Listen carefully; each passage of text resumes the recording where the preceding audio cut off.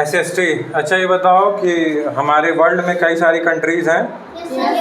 आप लोग को 194 प्लस कंट्रीज़ का जो है कि नाम हम भेजे थे।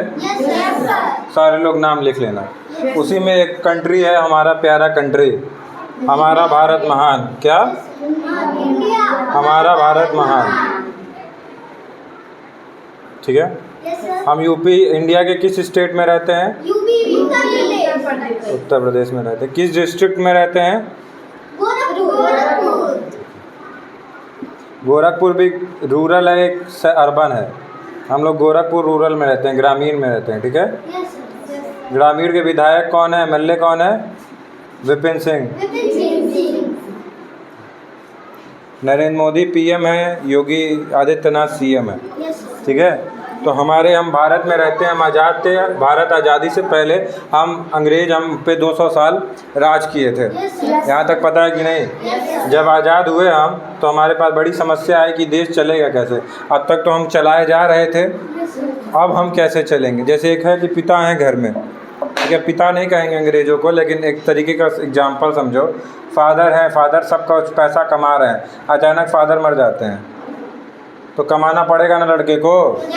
अब उसको सोचना पड़ेगा ना कि कैसे हम कमाएंगे।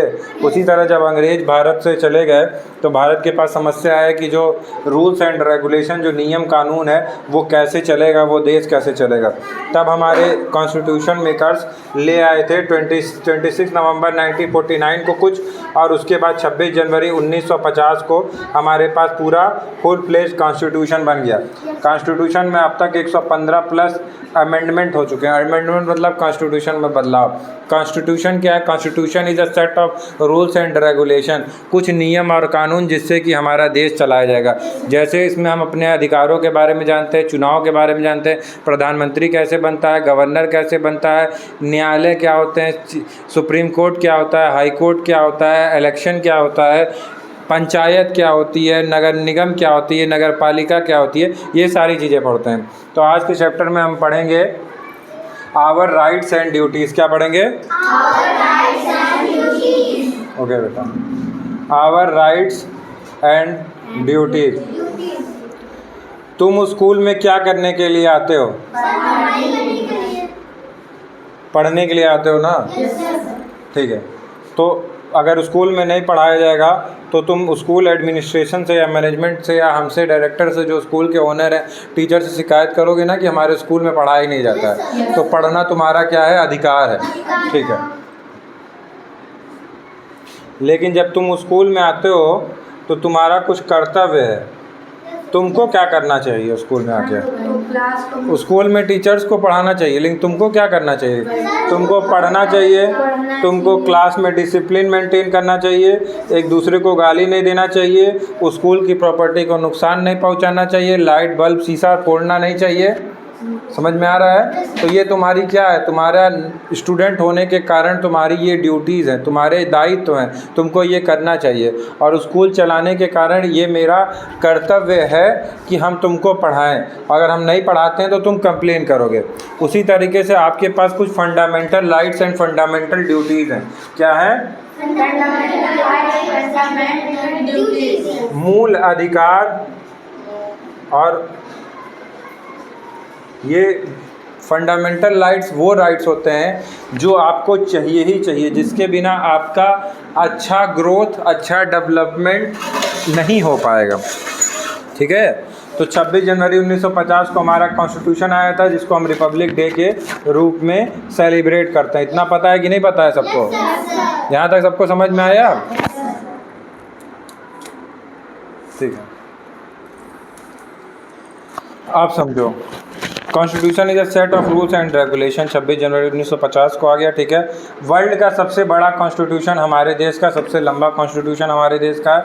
अब ठीक है, अब कॉन्स्टिट्यूशन में कुछ चीज़ें बताई गई हैं, जैसा हमारे देश, हमारा जो कंट्री है वैसा होना चाहिए। वो हमारे देश के कुछ चीज़ें बताई गई हैं, कुछ स्ट्रक्चर बनाना चाहिए। बताया गया है कि कॉन्स्टिट्यूशन इस तरीके का बना होना चाहिए। क्या हुआ? रुक जा थोड़ा सा, 10-5 मिनट या ले लो। ठीक है। समझो, सबसे पहला कैसा हमारा देश होना चाहिए? सॉवरेन। क्या होना चाहिए? सॉवरेन का मतलब है संप्रभुता। अच्छा ये बताओ, तुम्हारे घर में आज क्या खाना बनेगा, ये कौन डिसाइड करेगा? सर मैं और मेरा फैमिली। नित्यांश कौन डिसाइड करेगा? मैं और मेरी फैमिली। अच्छा, साक्षी की मम्मी कहेंगे कि आज इसके यहाँ परवर बनेगा, तो तुम अपने देश का अपना घर का फैसला स्वयं लेते हो ना, खुद लेते हो ना। उसी तरह सॉवरेन ये कहता है कि हमारे भारत का फैसला हम खुद लेंगे, कोई बाहरी आके हमको नहीं बताएगा कि तुमको देश कैसे चलाना है, ठीक है। हमारा इंटरफेयर हमारे देश के जैसे सिस्टम में जैसे चल रहा है उसमें वो नहीं करेगा, इंटरफेयर नहीं करेगा। दूसरा क्या है आपका? सोशलिस्ट। सोशलिस्ट ये कहता है कि हम सभी इक्वल हैं। इक्वल का सिग्नेचर जानते हो ना? बस सोशलिस्ट आए तो इतना समझो, इक्वल माने समान है, ठीक है। कि हम सभी को एक बराबर रखा जाए, हमें किसी धर्म माने रिलीजन माने हिंदू मुस्लिम सिख ईसाई जीव पार्सियन बहुत सारे हैं, आप लोग को लिखवाया भी गया है, ठीक है। धर्म, कास्ट, ब्राह्मण क्षत्रिय वैश्य शूद्र, 4 कास्ट होते हैं, ठीक है। इसमें कहाँ के रहने वाले हैं, रंग क्या है, गोरा है काला है, ठीक है। इन सब चीज़ों से हमको भेदभाव नहीं किया जाएगा, अमीरी गरीबी इन सब चीज़ों से भेदभाव नहीं किया जाएगा। जैसे मंदिर में घुसना है तो हमारे साथ ये भेदभाव नहीं किया जाएगा कि तो अच्छा तुम इस कास्ट के हो तो तुम नहीं घुस सकते हो, तुम इस कास्ट के हो तो तुम भी घुस सकते हो, ठीक है। तो भेदभाव नहीं करेगा, सबको एक बराबर देखना है। तीसरा है आपका सेकुलर। क्या है? सेकुलर मतलब क्या होता है, बताएगा कोई मुझे? क्या सेकुलर मतलब होता है कि हमें कभी भी वो नहीं करना चाहिए, भेदभाव नहीं करना चाहिए। नहीं, सेकुलर का बहुत सिंपल से मतलब, अभी देखो ऐसे चीज़ें पढ़ो ना कि एक एक पॉइंट से चीज़ों को समझ जाओ। सेकुलर जुड़ा है धर्म से। तुम अपने धर्म का पालन, तुम अपने धर्म का प्रचार कर सकते हो, तुम्हारे रोक टोक नहीं लगाया जाएगा। देश का कोई एक धर्म नहीं है। भारत हिंदू राष्ट्र नहीं है, भारत इस्लामिक राष्ट्र नहीं है, पाकिस्तान आपका इस्लामिक राष्ट्र है, अफ़गानिस्तान आपका इस्लामिक राष्ट्र है, भारत आपका ऑल रिलीजन्स को रिस्पेक्ट करता है, सारे धर्मों को सम्मान तरीके से देखता है, इज्जत करता है। आप अपने धर्म का पालन कर सकते हैं, आप अपने धर्म का प्रचार कर सकते हैं। फॉर वेरी बहुत ही अच्छा एग्जाम्पल मैं आपको बता रहा हूँ। वैष्णवी हिंदू हैं, ठीक है। वैष्णवी को आती हैं स्कूल में, मैं कहता हूँ PMU में पढ़ना है तो वैष्णवी यादव से वैष्णवी खान बनना पड़ेगा, तो ये नहीं कराया जा सकता है, ये गलत है। या पंखुरी मंदिर जाती है, हम ये नहीं कह सकते हैं कि मंदिर नमाज पढ़ो, मंदिरों को तोड़ा नहीं जा सकता, मस्जिदों को तोड़ा नहीं जा सकता। सेकुलर समझ में आया? डेमोक्रेटिक, वोट डालना समझ रहे हो? डेमोक्रेटिक, देश का PM और CM कौन चुनता है? हम आप चुनते हैं। विधायक कौन चुनता है? हम आप चलते हैं। फिर ये विधायक और ये PM और ये CM नियम कानून लाते हैं। तो हम देश किससे चलता है? वोट से। इन लोगों का चुनाव किससे होता है? वोट से होता है। तो जहाँ इलेक्शन हो वहाँ डेमोक्रेटिक होता है। डेमोक्रेटिक का उल्टा होता है मोनार्की, राजा का बेटा राजा, दादा राजा, बाप राजा, बेटा राजा, पोता राजा। आज का क्या सिस्टम है? राजा का बेटा राजा नहीं बनेगा, राजा वो बनेगा जो काबिल होगा। समझ में आया?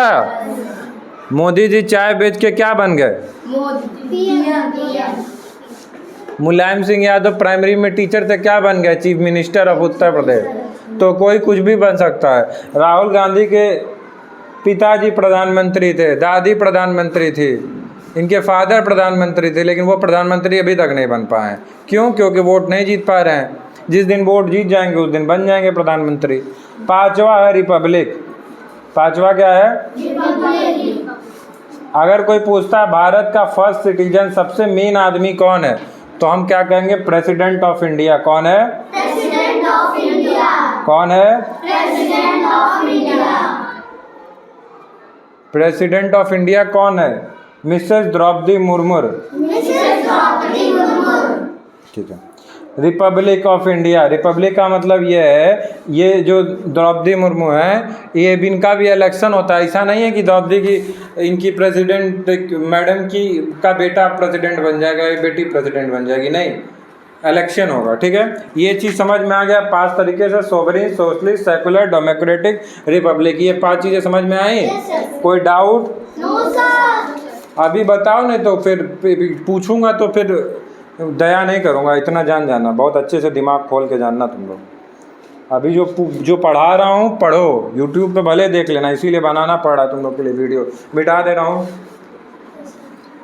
समृद्धि, तुमको जज बनना है बेटा, यही सब है। जज में यही पूछेगा, IAS वाईएस जिसको बनना भैया यही सब पूछाएगा। इतना पढ़ा दूंगा, इंटर तक किसी स्कूल में पढ़े तो तुम लोगों को कहीं जाना होना नहीं पड़ेगा। सब कोचिंग वोचिंग की तैयारी करा लेंगे। कक्षा 6 से क्लास 6 से 12th तक जो NCERT पढ़ लेगा, IAS PCS सब बन जाएगा, जान जाओ। 6 to SST इतना इम्पोर्टेंट है, साइंस इतना इम्पोर्टेंट है। असली पढ़ाई क्लास 6 से शुरू होगी। जो आदमी क्लास 6 से भी सीरियस नहीं रहा, वो जीवन में कुछ कर नहीं पाएगा। ठीक है, आवर फंडामेंटल राइट, हम बताएं ना कि तुम्हारा स्कूल आते हो तो तुमको पढ़ने का अधिकार है। तो आज हम एक भारतीय नागरिक, सिटीजन होता है जो भारत का नागरिक है, जो भारत में रहता है। ठीक है, रहता तो बाहरी भी है, लेकिन जो भारत का नागरिक है, जिसका आधार कार्ड, पासपोर्ट, वीज़ा जो बना हुआ है, भारत का पासपोर्ट, वो भारत का नागरिक मनाता है। ठीक है, उसके लिए आपका अलग ही चैप्टर है, कभी आगे जाके वो भी पढ़ाया जाएगा। तो फंडामेंटल राइट टोटल हमारे पास 6 फंडामेंटल राइट होते हैं। पहला होता है right to equality. Right to equality का मतलब क्या हुआ? समानता का अधिकार। समानता का अधिकार। किसका अधिकार? समानता का अधिकार। हम किसी के साथ भेदभाव नहीं करेंगे। अगर हमको किसी स्कूल में एडमिशन लेना है तो उसके लिए हम भेदभाव नहीं करेंगे कि तुम किस धर्म के हो, तुम किस जात के हो, तुम लड़का हो, तुम लड़की हो, ये भेदभाव नहीं करेंगे। किसी पब्लिक जगह पे जाने के लिए भेदभाव नहीं करेंगे। जैसे तुम कोई मंदिर है, सरकार की तरफ से वो मंदिर है, तो उसमें तुमको रोका नहीं जा सकता है, लेकिन प्राइवेट प्रॉपर्टी, तुम्हारे घर के मंदिर में तुम रोक सकते हो। लेकिन सरकार की बनी हुई है, सरकार की सहायता से जो संस्था बनाई गई है, वहाँ नहीं रोका जा सकता है। सबको इक्वल अपॉर्चुनिटी मिलेगी। ठीक है। दूसरा राइट टू फ्रीडम। दूसरा क्या? Right to freedom. आज़ादी का अधिकार। किसका अधिकार? आज़ादी का अधिकार। अब आज़ादी के अधिकार में सबसे इम्पोर्टेंट है right to speech and expression. खोलो मैम, क्या कह रही हैं? राइट टू फ्रीडम, आज़ादी का अधिकार। आज़ादी क्या चीज़ का आज़ादी? बोलने का अधिकार। पेपर में अगर तुम्हारा देश है, सरकार है, योगी जी गलत काम कर रहे हैं तो उनके खिलाफ तुम बोल सकते हो, लेकिन क्या नहीं बोल सकते हो? ऐसी बातें नहीं बोल सकते हो जिससे कि देश की संप्रभुता जो की बात हो जाए, कि रिस्क हो जाए, कि देश में बवाल हो जाएगा, दंगा फसाद हो जाएगा। ऐसे बातें नहीं करनी है। जो लीगल बातें हैं, जो अच्छी बातें हैं, जैसे किसी देश, कोई सरकार है, योगी जी, मोदी जी गलत काम कर रहे हैं तो उनको क्रिटिसाइज कर सकते हो, लेकिन ये नहीं है कि तुम योगी मोदी को गरियाने लगो। इलीगल तरीके से नहीं, अच्छे वे में तुम किसी की शिकायत कर सकते हो। ठीक है।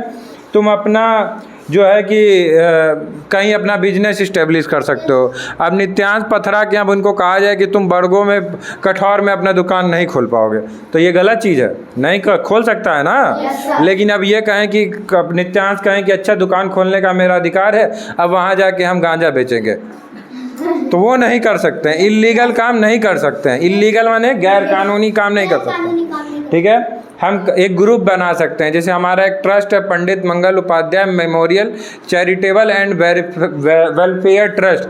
हम एक ग्रुप बनाए, उसमें कई सारे लोग, हमारे लोग जुड़े हुए हैं। हम लोग काम करते हैं, समाज सेवा, कुत्तों को खाना खिलाते हैं, चीज़ें कर सकते हो। तो उसी तरह तुम भी लोग एक ग्रुप बना सकते हो। ठीक है। एक जगह से दूसरी जगह जा सकते हो। तुम नैनीताल घूमने जा सकते हो, तुम जम्मू जा सकते हो, तुम पंजाब जा सकते हो, तुम झारखंड जा सकते हो ना, भारत में कहीं भी। लेकिन ये नहीं है कि तुम बम मारने चले जाओ पाकिस्तान कह रहा है, आसाम में नहीं। तुम अच्छी वजह से जाओ, वहाँ बिजनेस करो, वहाँ पे रुको। ठीक है। तुम कहीं रुक सकते हो, कहीं ट्रैवल कर सकते हो, यात्रा कर सकते हो। तीसरा है राइट अगेंस्ट एक्सप्लॉयटेशन। क्या है बेटा? Right against exploitation. इसका मतलब सबसे मेन चीज़ है क्या, चाइल्ड लेबर। छोटे बच्चों से काम खतरनाक जगह पे नहीं करानी, जैसे कि फैक्ट्रियों में, पटाखों की फैक्ट्री में छोटे छोटे बच्चों को काम कराया जाता है, तो वो गलत है, नहीं करा सकते हैं, ठीक है। दूसरा जो है कि हम एक अमाउंट देना चाहिए कि इतना फिक्स अमाउंट है, इतना तो दो ही, कम से कम इतना तो दो, एक अमाउंट फिक्स होता है वो देना है। चौथा है right to culture and education, बहुत इम्पोर्टेंट अधिकार है, सबसे इम्पोर्टेंट अधिकार है, समझ लो, सारा कुछ इसी पे डिपेंड करता है। Right to culture and education ये कहता है कि जो हमारा कल्चर है हम उसको प्रिजर्व करें।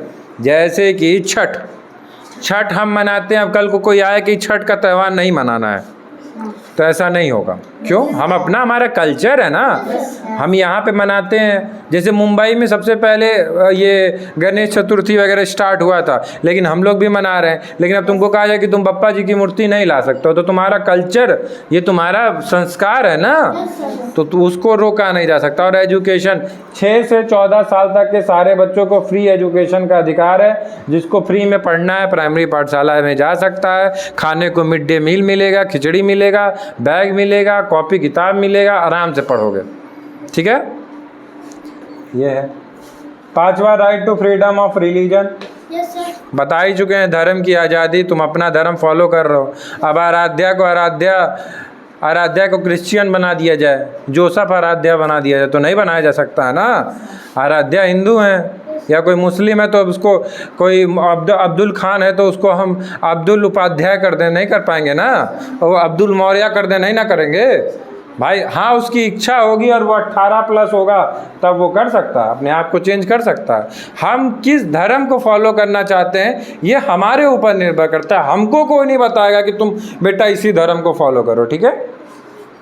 और सबसे मेन चीज़, ये सारे तुमको बता दिए गए, सारे अधिकार बता दिए गए। जैसे स्कूल में तुमको बता दिया गया बेटा तुम्हारी पढ़ाई नहीं होगी, गेम नहीं होगी, तो तुम पढ़ने का अधिकार है, इसका अधिकार है। लेकिन अगर ये चीज़ें नहीं हो रही हैं तो तुम किसके पास आओगे? तो डायरेक्टर हेड के पास ना, जो चीज़ें फैसला लेगा। उसी तरह right to constitutional remedies, article 32 and article 226 of Indian constitution ये कहता है कि ये पांचों अधिकार अगर आपको नहीं मिलते हैं तो आप सुप्रीम कोर्ट या हाई कोर्ट जाएंगे। सुप्रीम कोर्ट, हाई कोर्ट, और तीसरा होता है डिस्ट्रिक्ट कोर्ट। डिस्ट्रिक्ट कोर्ट में नहीं जाएंगे ये अधिकारों का हनन होगा तो हम कहाँ जाएंगे? सुप्रीम कोर्ट जाएंगे या हाई कोर्ट। बुझाया? Yes sir. ये फैसला लेगा। इसमें कई सारे रिट्स होते हैं, अरे कोई बताएगा नहीं। 5 रिट्स होता है, habeas corpus, mandamus, certiorari, quo warranto, prohibition. सोचो नाम सुन के कितना कठिन होता है। अभी किसी वकील को भी बोल दो तो बहुत लोग नहीं बता पाएंगे। तुम्हारे सर भी वकील है ना, तो इसलिए पता है। 5 रिट होते हैं, habeas corpus, mandamus, certiorari, quo warranto और प्रोहिबिशन, ठीक है। ये तो फंडामेंटल राइट हो गया कि तुमको क्या मिलना चाहिए। यहाँ तक तो समझ में आ गया। अब भैया तुमको मिलना चाहिए, अब तुम स्कूल आ रहे हो, तुमको पढ़ना चाहिए, लेकिन अब तुम स्कूल आके पंखवे तोड़ दे रहे हो। सारे लोग वहाँ पे देखो, सब ये क्या कहते हैं, इस पे कोई कुदेरा है नाम अपना पेड़ों पे, तो कोई अपना पंखा मोड़ दे रहा है, लाइट शीशा फोड़ दे रहा है, तो ये नहीं ना करेंगे। तो तुम्हारी भी तो कुछ जिम्मेदारियां हैं, जिसको हम लॉ, भारत के नागरिक होने के नाते तुम्हारी क्या जिम्मेदारी है, जिसको हम कहते हैं फंडामेंटल ड्यूटी। जैसे सबसे पहले कि जो ये संविधान जिसके बारे में सारी कहानियां पढ़ रही है, उसको करो सम्मान, उसको दो सम्मान, कॉन्स्टिट्यूशन को गाली मत दो। Very good, clap for Nityanand Tripathi. हमें अपने भारत के झंडे और भारत के नेशनल एंथम का सम्मान करना चाहिए, ठीक है। ये नहीं है कि झंडा लेके उस पर डेस्क बेंच पोंछ रहे हैं, नहीं, गलत। या नेशनल एंथम हो रहा है तो तुम बैठे हो, नहीं खड़े हो तुरंत। कोई नहीं खड़ा हो रहा तो उसको खड़े हो, मेरे देश, बोल्ड रहो, बोल्ड, ठीक। तीसरा क्या करना है, हमको ऐसा काम करना है कि जिससे हम मिलजुल के रहें। ये नहीं करना है कि समृद्धि को आराध्या से लड़ा दिए, आराध्या को पंखुड़ी से लड़ा दिए, पंखुड़ी को नैन्सी से लड़ा दिए, नैन्सी को प्रिंस से लड़ा दिए। एग्जाम्पल, इसका मतलब ये हम छोटा एग्जाम्पल इसलिए देते हैं कि बड़े लेवल पे तुम लोग समझो कि जो एकता बना के रखना है, आपस में मिलजुल के हम सभी को रहना है। आपस में लड़ेंगे तो गड़बड़ा जाएगा। घर में 2 भाई हैं, 2 भाई आपस में लड़ जाएंगे, परिवार कमज़ोर हुआ कि नहीं हुआ भाई? दोनों भाई मजबूत रहेंगे तो दूसरा कभी अटैक करेगा तो वो सामने से अपनी मजबूत रहेगा ना बेटा। ठीक है, वेरी गुड। कभी सरकार खतरे में हो तो उसकी मदद करो भाई। ठीक है, ये नहीं है कि जाके पाकिस्तान को जासूसी कर दो कि भारत में अच्छा ये है, ये चीज़ें हैं, नहीं। अपने देश के लिए एकदम जी जान लग जाओ। सबसे मेन चीज़ बेटा हमको जो लगता है आज के टाइम में, इन्वायरमेंट, प्रदूषण मत फैलाओ, गंदा मत करो पर्यावरण, पेड़ मत काटो, व्यर्थ का पानी मत वेस्ट करो। कई ऐसी जगह हैं लोग जो मटमैला पानी पी रहे हैं।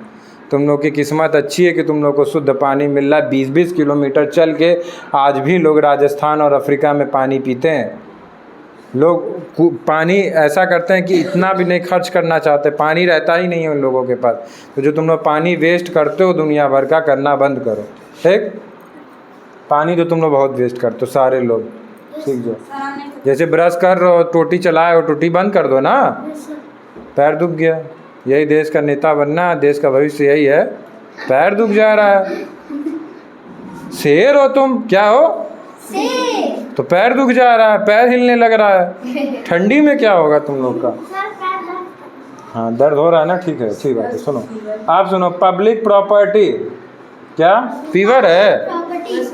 बैठोगे दे, हाँ 2 मिनट में ख़त्म हो जाए। अरे शेर, ठीक है। पब्लिक प्रॉपर्टी, भाई फालतू बात तुम करती हो केवल। पब्लिक प्रॉपर्टी वो होती है जैसे कि तुम सरकारी किसी अस्पताल में गए, धीरे से देखे वहाँ सैनिटाइज़र है, सैनिटाइज़र उठा के अपने झोला में डाल के चले आए। रेलवे में गए, ट्रेन से यात्रा कर रहे हो और 3rd AC में टिकट है, देखियो कंबल मिला है, तकिया मिला है, तौलिया मिला है, तौलिया ले अंदर से धीरे से डाल लो। ट्रेन में डब्बा रखा है, बाथरूम में डब्बे उठा के लेते आ रहे हो। तो ये सब काम नहीं करने का, ठीक है। पब्लिक प्रॉपर्टी है ना, वो तुम्हारे ही लोगों के लिए है, वो नहीं काम करना है। मजाक का चीज़ है लेकिन सही में होता है। कभी जाओ ट्रेन में तो जंजीर से बांधना पड़ता है मगवा को, मगवे चोरी कर लेते हैं सब, सही में चोरी करते हैं भाई। अब यहाँ पे देखो क्लास LKG में पता नहीं तो कौन बच्चा था, जो भी ऑटो वाला पूरे बच्चों का क्रेयॉन्स लेके भाग गया है। अब बताओ, टीचर लोगों को खरीदना पड़ेगा, उनका पैसा वेस्ट हुआ ना। अब किसको बोलेगा कोई? तो जो कोई ना कोई तो किया है, कोई ना कोई तो किया है। अभी CCTV देखा जाएगा, सब पता चल जाएगा कौन किया है। We must avoid act of violence, जो उस दिन नित्यांश और राज और रिशु और कौन कौन किए थे वो काम नहीं करना है। मारपीट आपस में नहीं करना है, हिंसा नहीं फैलाना है, ठीक है। गाली नहीं देना है किसी को अभद्र भाषा का प्रयोग नहीं करना है। हाँ ठीक है, चलो बस हो गया। अब सुनो, directive principle of state policy. इसमें कॉन्स्टिट्यूशन ये बताता है देश के लॉ बनाने वाले को कि आपको जो लॉ बनाना चाहिए वो किस तरीके का बनाना चाहिए। पहला कैसा बनाना चाहिए, जो सोशल ऑर्डर, नियम कानून बना रहे देश का अच्छे से, सोशल ऑर्डर, ठीक है। सामाजिक जो व्यवस्था है वो बहुत डगमगा ना जाए कि सब खराब कर दिए हैं पूरा, मतलब कोई भी नियम कानून ऐसा ला दिए, ऐसा टैक्स सिस्टम ला दिए कि सब लोग परेशान हैं, वो करना नहीं है। या ऐसा कुछ कर दिए जिससे आपस में दंगा फसाद हो जाए, ये नहीं करना है। ऐसा लाना है कि सारे लोगों को रोजी रोटी उनका मिल जाए, लिवलीहुड। रोजी रोटी माने क्या होता है, नौकरी, ठीक है। ऐसा लाना है कि सारा पैसा जो है कि ऐसा ना हो कि एक ही आदमी को हम पंखुड़ी को उठें और पंखुड़ी को 1000 करोड़ दे दें और वैष्णवी को कुछ दें ही ना, तो ये गलत है ना। ऐसा करना है कि सबको बराबर का मौका मिले, इक्वल डिस्ट्रीब्यूशन ऑफ वेल्थ हो, पैसा हो। बच्चों की पढ़ाई पे ध्यान देना है। वीकर सेक्शन, जो लोग कमज़ोर हैं उनको अपलिफ्ट करना है, उनको और ऊपर पहुंचाना है। जो मिडिल क्लास है उसको थोड़ा सा और ऊपर ले जाना है, जो पुअर है उसको और ऊपर करना है, उसको मदद करना है। जैसे मिड डे मील का स्कीम लाई गई थी ना, इससे क्या हुआ, जो बच्चों को खाना नहीं मिल रहा है वो खाना मिल जा रहा है, ठीक है। एक आयुष्मान भारत का है, उसमें आपको 5 लाख रुपए मिलता है। अगर कोई बीमारी है, कोई आदमी है जिसके पास राशन कार्ड बना हुआ है तो उसको 5 लाख रुपए का वो इलाज फ्री में करा सकता है आयुष्मान भारत से। कर लो बात, यहाँ सुन लो बात, अभी पूछूंगा तो फिर सुप्रीम कोर्ट हाई कोर्ट हम ही बनेंगे, ठीक है। पब्लिक हेल्थ, लोगों का स्वास्थ्य सही रहे, equal pay for equal man and women. एक तो स्टूल दो उसको, यहाँ बैठ कर बैठिए आप, यहाँ बैठो, पंखुड़ी बगल में जाओ। Equal pay for equal women, for example Roshni है और अभय है, ठीक है। रोशनी है, अभय है, दोनों लोग आईआईटी निकाल लेते हैं, आईआईटी से वो इंजीनियर बन जाते हैं, इंजीनियर बन के एक कंपनी में जाते हैं, एक पोस्ट पे जाते हैं। रोशनी को मिलता है 50,000 रुपये और अभय को मिलता है 2 लाख रुपए। ये गलत है, ये गलत है, क्योंकि इक्वल पे जब वो उतना काम कर रही तो उसको मिलना चाहिए ना। लड़के आज के समय में भी लड़कियों को कम पैसा दिया जाता है, तो ये चीज़ें नहीं होनी चाहिए, ऐसा नियम कानून लाना चाहिए और ऐसा नियम कानून है।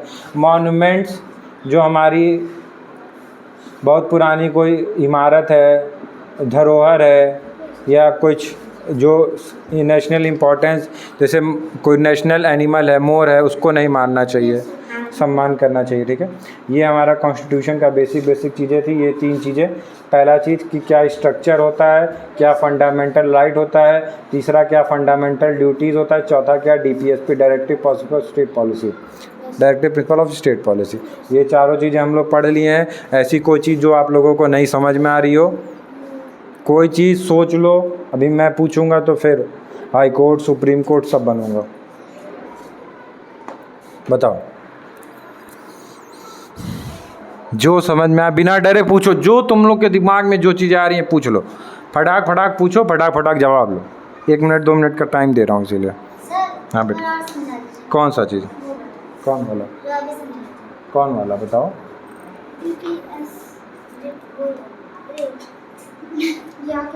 जाके बताओ। सोशल ऑर्डर की रोजी रोटी, ये सारा बताए थे। चलो ठीक है, वेरी गुड, कोई बात नहीं, 1 नहीं 10 बार पूछो।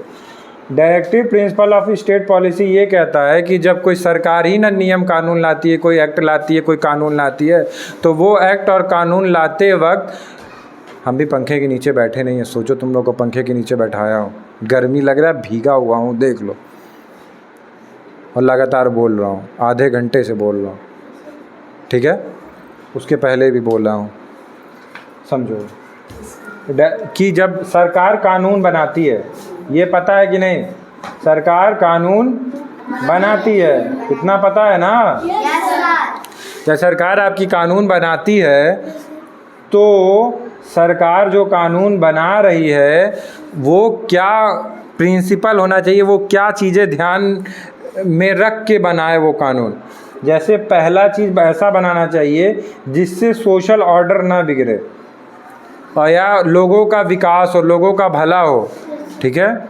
जैसे आप ऐसा नियम कानून लाइए जिससे कि सबके घरों के सामने नाली हो, जरूर कर लो, कर लो, छोड़ दो बेटा, यही सब करोगी, यही करना है जीवन भर, करना हो तो बता दो, ठीक है। ऐसा कानून लाइए जिससे कि लोगों का भला हो, जैसे हर घरों में बिजली दीजिए, जिनके पास घर नहीं है उनको घर दीजिए, जैसे पीएम आवास योजना में सबको घर दिया जाता है, ठंडा पानी दीजिए, साफ़ सुथरा पानी दीजिए, नाली की व्यवस्था कराइए, जिससे कि हाँ ठीक है।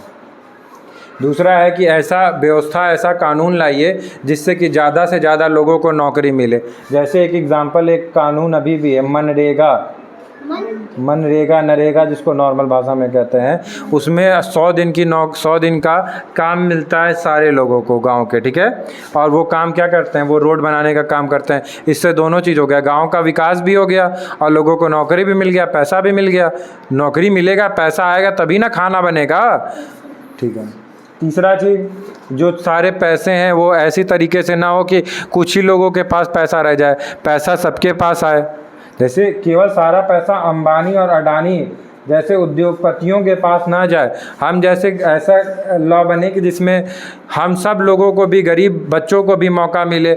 जैसे युवा कौशल योजना है जिसमें कि युवा लोगों को भी नौकरी, व्यापार करने के लिए सरकार कम ब्याज पे पैसा दे देती है, ठीक है। Dairy farm, Nancy, dairy farm बनाने के लिए सब्सिडी दे देती है। सब्सिडी क्या होती है, छूट दे देती है, ठीक है। चौथा है कि बच्चों के पढ़ाई के लिए सबसे मेन चीज़ है, खाना दे रही है, एजुकेशन दे रही है, अब क्या करेगी इससे ज़्यादा, बैग दे देती है, ड्रेस दे देती है, स्कॉलरशिप निकालती है। कॉलेज वॉलेज में बच्चों को बहुत स्कॉलरशिप मिलता है, ठीक है। पांचवा ऐसा है कि वीकर सेक्शन। वीकर कौन होता है? कमज़ोर सेक्शन, जो गरीब हैं, जिनके पास या तो वीकर में इनको भी कह सकते हैं जिनका हाथ पैर खराब हो, विकलांग है, उनके लिए कुछ ऐसा आसान करना पड़ेगा ना। उसके लिए रिजर्वेशन है कि नहीं हमारे पास है, छूट मिलती है डिसेबल लोगों को, ठीक है। उसके बाद equal pay for equal both man and women, ये बता ही दिया हो। ये दोनों काम कर रहे हैं, एक जगह काम कर रहे हैं, एक तरीके का काम कर रहे हैं तो। लेकिन ये नहीं है कि रोशनी जो है कि रोशनी कुछ पढ़ी लिखी नहीं और उनको कुछ आ नहीं रहा है और अभय को आ रहा है तो ऑफकोर्स अभय को पैसा मिलेगा। लेकिन अगर काबिलियत एक जैसी है तब पैसा एक बराबर मिलेगा। ये नहीं है कि अब अनुष्का स्वीपर का काम कर रही हैं और क्या नाम है कि आरुषि IAS अधिकारी है तो दोनों को एक बराबर पैसा मिलेगा। बिल्कुल नहीं। जो जिस हिसाब से काम करे, अनुष्का IAS है, आरुषि स्वीपर का काम कर रही है तो एक बराबर पैसा थोड़ी ना मिलेगा। भाई तुम्हारी काबिलियत रखनी पड़ेगी ना, तुमको वो एग्ज़ाम निकालना पड़ेगा तब तुम काबिल बनते हो। अगर वो दोनों एक ही एग्ज़ाम निकाले हैं, एक ही नंबर पाए हैं, सारी चीज़ें एक हैं, एक कास्ट के हैं, सारी चीज़ें हैं, तो भाई उनको तब एक जगह मिलेगा। एक बराबर देखना चाहिए। पब्लिक हेल्थ, ऐसा कोई नियम कानून ना बना दो जिससे कि तुम्हारा जो है कि लोगों का स्वास्थ्य ही खराब हो जाए। ऐसा कोई ड्रग लेते आओ, ऐसी कोई दवाएं लेते आ रही है सरकार जिसमें कह रही है ज़बरदस्ती है लेना, काहे रो रही हो जी? ठीक है। ऐसा कोई दवा लेते आओ, उसके बाद जो सबको लेना है ऐसा नियम कानून बना दिए और वो दवा इतना ख़तरनाक है कि लोग अंधे हो जा रहे हैं। तो ऐसा कानून नहीं लाना, ऐसा चीज़ें, ऐसा नियम का ऐसा ये नहीं करना। अब जैसे यहाँ पे बहुत सारे घर हैं, अब यहाँ पे कहे सरकार कि यहाँ एक फैक्ट्री हम बनाएंगे तो वो फैक्ट्री यहाँ पे नहीं बना सकती है। फैक्ट्री यहाँ पे नहीं बना सकती है। क्यों? क्योंकि फैक्ट्री से क्या निकलेगा? धुआं निकलेगा, उसका वेस्ट पानी निकलेगा तो लोगों का स्वास्थ्य खराब होगा। तो ऐसी चीज़ें बनानी है। उसके बाद से पंचायत को, पंचायत पता है प्रधानों को पावर देनी चाहिए। गांधी जी हमारे बहुत ज़्यादा इस पे थे कि पंचायत होनी चाहिए। पंचायत से क्या फ़ायदा होता है? एक सेंट्रल गवर्नमेंट हो गया, एक स्टेट गवर्नमेंट हो गया, एक पंचायत हो गया। पंचायत एक प्रधान के पास तुम बहुत आसानी से चले जाओगे, योगी मोदी के पास तुम हर समस्या को लेके नहीं जाओगे, ठीक है। इसलिए पंचायत बनाई गई है कि गांव का जो समस्या हो उसको देखे, सॉर्ट आउट करे, ठीक है। और बाकी अपने जो धरोहर हैं उनका सम्मान करो, उनको हिफाजत करो, उसी पे जाके दिल ना बना दो। जिसे जहाँ पे बना दो बैठ के, कोई पेड़ है, कोई अच्छा ताजमहल है, ताजमहल का मार्बल लगो उखाड़ने और उसमें ला के धीरे से रंग लेके पॉकेट में लेके रंग उसके पोखरे में डाल दो, उसके सावर में डाल दो। गंगा जी नदी है, नदी में ले आओ, पूरे दुनिया भर का कूड़ा उठा के घर से लेके जाओ और सारी गंदगी गंगा जी में डाल लो। तो गलत चीज़ है ना। बदमाशी ना करो, ऐसा न्यूसेंस का काम ना करो। यही। और कुछ बेटा, किसी को जो कुछ समझ में ना आया हो? सब समझ में आया है? चलिए कल सारा चीज़ का टेस्ट होगा, ठीक है। जाके यूट्यूब पे वीडियो देख लेना। राधे राधे।